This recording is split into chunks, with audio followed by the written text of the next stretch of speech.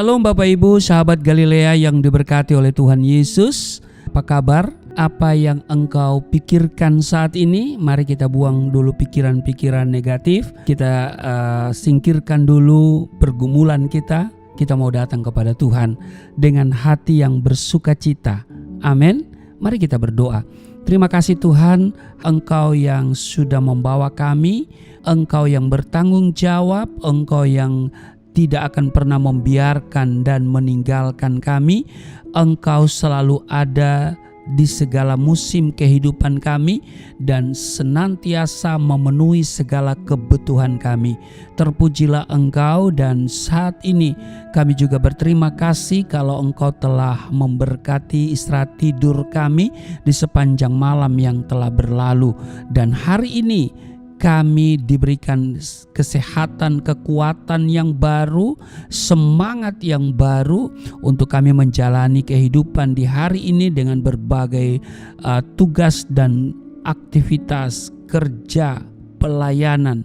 Dan kiranya hari ini berkat-Mu senantiasa mewarnai kehidupan kami, baik itu kesehatan, baik itu kekuatan, dan terutama perlindungan Tuhan sempurna di hari ini bagi setiap kami.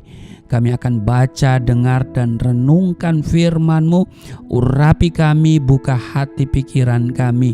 Urapi juga hamba-Mu yang tidak ada apa-apanya. Setiap kata kalimat yang keluar dari mulut hamba-Mu adalah kata kalimat penuh kuasa, penuh urapan, yang mendengar diberkati, berakar, bertumbuh, berbuah di dalam Engkau. Kami diamkan seluruh suara hati kami, kecuali suara Tuhan kami mau dengar. Di dalam nama Tuhan Yesus kami siap dibentuk, kami siap diberkati. Di dalam nama Tuhan Yesus, haleluya, amin. Bapak Ibu, kita akan lihat satu ayat saja di Yohanes pasal 12 ayat 26. Barang siapa melayani aku, ia harus mengikut aku, dan di mana aku berada, di situ pun pelayananku akan berada. Barang siapa melayani aku, ia akan dihormati Bapa. Nah Bapak Ibu, sahabat Galilea yang diberkati oleh Tuhan Yesus, Alkitab menyatakan bahwa Tuhan menyediakan upah bagi setiap orang yang sungguh-sungguh melayani Dia. Jerih lelah dan sekecil apapun pengorbananmu untuk melayani pekerjaan Tuhan tidak akan pernah sia-sia, sebab semua Tuhan perhitungkan. Rasul Paulus menasihati di 1 Korintus 15 ayat 58, saudara-saudaraku yang kekasih, berdirilah teguh, jangan goyah, dan giatlah selalu dalam pekerjaan Tuhan, sebab kamu tahu bahwa dalam persekutuan dengan Tuhan jerih payahmu tidak sia-sia. Ya, jadi ini di 1 Korintus 15 ayat 58. Bahkan yang kita baca tadi di Yohanes pasal 12 ayat 26, barang siapa melayani aku, ia harus mengikut aku, dan di mana aku berada, di situ pun pelayanku akan berada. Barang siapa melayani aku, ia akan dihormati Bapa. Jadi perhatikan, ia akan dihormati Bapa. Jadi dari ayat ini banyak orang Kristen berpikir bahwa semua pelayanan yang kita lakukan pasti akan mendapatkan upah atau penghormatan dari Tuhan. Pertanyaannya adalah, apakah semua bentuk pelayanan yang kita lakukan akan mendapat upah dan penghormatan dari Tuhan? Jawabannya adalah tidak semua pelayanan yang kita lakukan mendapatkan upah atau penghargaan dari Tuhan. Loh, kok begitu? Apakah ini bertentangan dengan Alkitab? Nah, Bapak Ibu, upah penghargaan itu hanya sebagai akibat dari apa yang kita lakukan.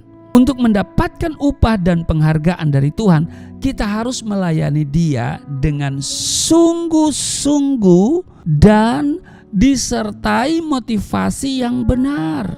Sebab ada orang melayani tapi melayani tidak sungguh-sungguh dan motivasinya tidak benar.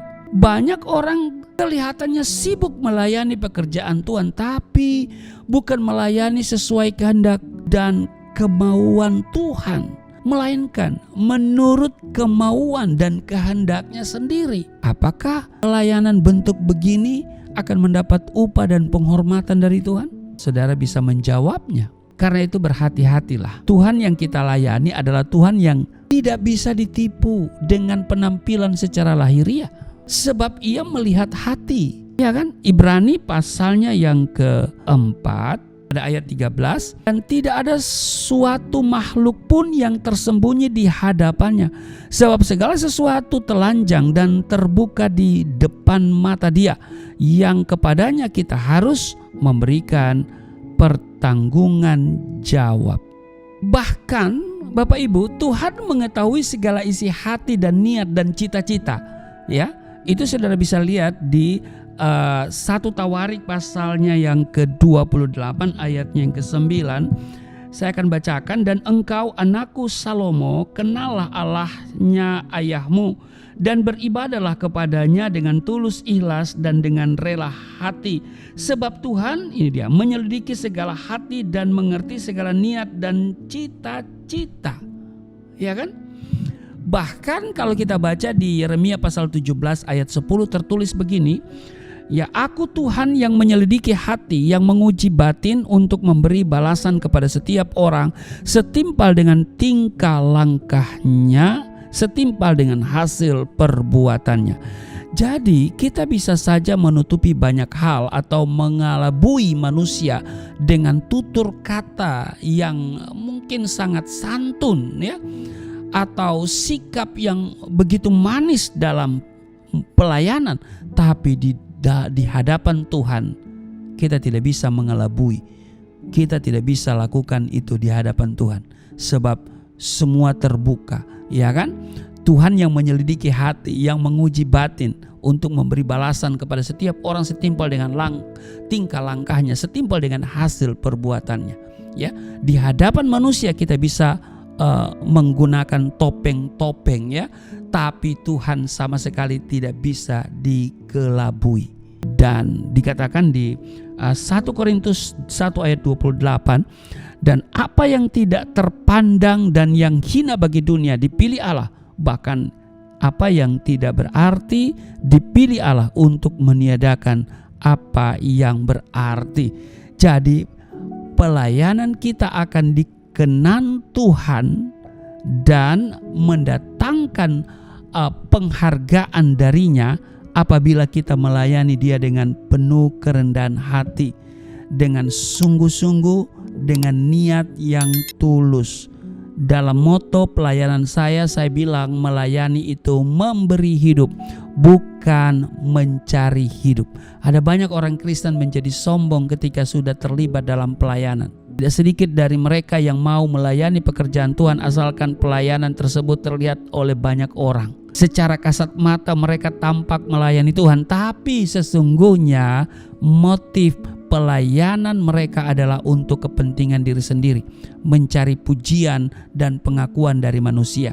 Pelayanan yang berkenan adalah di Yohanes pasal yang ketiga ayat 30 sangat jelas. Ia harus makin besar. Jadi Yesus yang makin besar, tetapi aku harus makin kecil. Jadi Bapak Ibu, pelayanan yang benar haruslah berorientasi dan berpusat hanya kepada Tuhan Sang Empunya ladang pelayanan. Kristus sentris, berpusat pada Kristus, bukan egosentris, berpusat pada diri sendiri.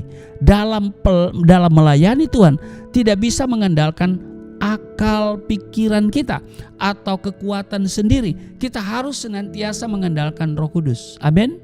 Sebab melayani Tuhan itu tidak berbicara tentang kemampuan atau kehebatan seseorang. Di 1 Petrus pasal 4 ayat 11, jika ada orang yang berbicara, baiklah ia berbicara sebagai orang yang menyampaikan firman Allah. Jika ada orang yang melayani, baiklah ia melakukannya dengan kekuatan yang dianugerahkan Allah, supaya Allah dimuliakan dalam segala sesuatu, karena Yesus Kristus ialah yang mempunyai kemuliaan dan kuasa sampai selama-lamanya. Amin. Jadi Bapak Ibu sahabat Galilea yang diberkati oleh Tuhan Yesus, kesediaan kita untuk melayani itu jauh lebih penting daripada kemampuan kita. Kesediaan kita untuk melayani itu jauh lebih penting daripada kemampuan kita. Tuhan tidak menuntut kemampuan kita, tapi Tuhan minta kita siap, sedia atau enggak. Karena Tuhan memanggil dan memilih seseorang untuk melayani pekerjaannya bukan berdasarkan kualifikasi manusiawi atau menurut ukuran dunia. Sekalipun kita adalah orang-orang yang sederhana, tidak terpandang atau bahkan dianggap bodoh oleh dunia, Tuhan tetap mau memakai kita. Pelayanan yang beroleh penghargaan dari Tuhan adalah pelayanan yang disertai dengan pertobatan. Ada banyak orang melayani Tuhan tapi dosa jalan terus. Itu dia, ya kan? Apalah artinya kita sibuk melayani jika kita sendiri tidak dapat melakukan kehendak Tuhan. Karena itu Yohanes 14 ayat 21 menulis begini. Barang siapa memegang perintahku dan melakukannya, dialah yang mengasihi aku, dan barang siapa mengasihi aku, ia akan dikasihi oleh Bapa-Ku, dan aku pun akan mengasihi dia dan akan menyatakan diriku kepadanya. Jadi upah besar Tuhan sediakan bagi setiap orang yang melayani dia dengan penuh integritas. Itu yang paling penting. Amin. Jadi jangan ada dusta di antara kita dan Tuhan, ya kan? Jangan ada sandiwara. Mungkin orang bilang dunia ini panggung sandiwara. Nggak boleh bersandiwara. Ada lagu yang mengatakan di hadapan manusia engkau boleh bersandiwara, jangan di hadapan Tuhan. Begitulah ya kurang lebih ya. Jadi tidak boleh ya. Jadi harus memiliki integritas ya, apa yang kita ucapkan sejalan dengan hati, pikiran dan perbuatan. Ya kan? Karena itu biarlah kita masing-masing melayani Tuhan dengan profesi kita, dan Tuhan akan memberikan kita upah dan penghargaan. Bagi saya tidak mengejar upah, saya tidak mengejar penghargaan dari Tuhan, apalagi dari manusia, ya kan? Bagi saya melayani adalah memberi hidup, karena Tuhan sudah dahulu berbuat baik, ya teramat baik dalam kehidupan saya, dan saya tidak bisa balas selain saya mau mempersembahkan hidup saya untuk melayani pekerjaannya. Amin. Tuhan Yesus memberkati. Mari kita berdoa. Terima kasih untuk hari ini. Kami diingatkan kembali bahwa yang paling penting dalam melayani adalah melayani Tuhan dengan penuh integritas. Tidak dituntut kemampuan dari kami, tetapi kesediaan yang tentu didorong oleh motivasi yang benar, karena kami sadar bahwa Tuhan terlebih dahulu mengasihi kami, maka kami mau melayani Tuhan lebih sungguh lagi. Tuhan pakai hamba-Mu secara maksimal supaya nama Tuhan ditinggikan, nama Tuhan dimuliakan, dan banyak jiwa yang bertobat menerima Yesus sebagai Tuhan dan Juru Selamat. Juga berkati seluruh sahabat Galilea itu dalam seluruh tugas kerja mereka hari ini, diberkati, dilindungi di dalam nama Tuhan Yesus. Amin.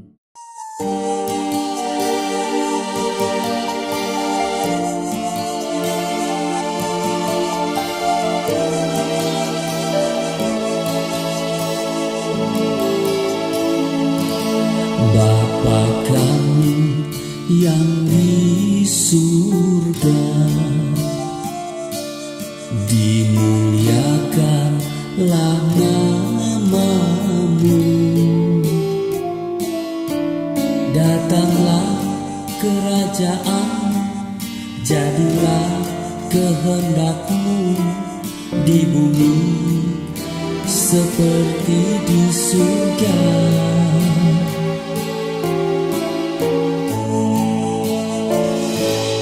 Berikanlah kepada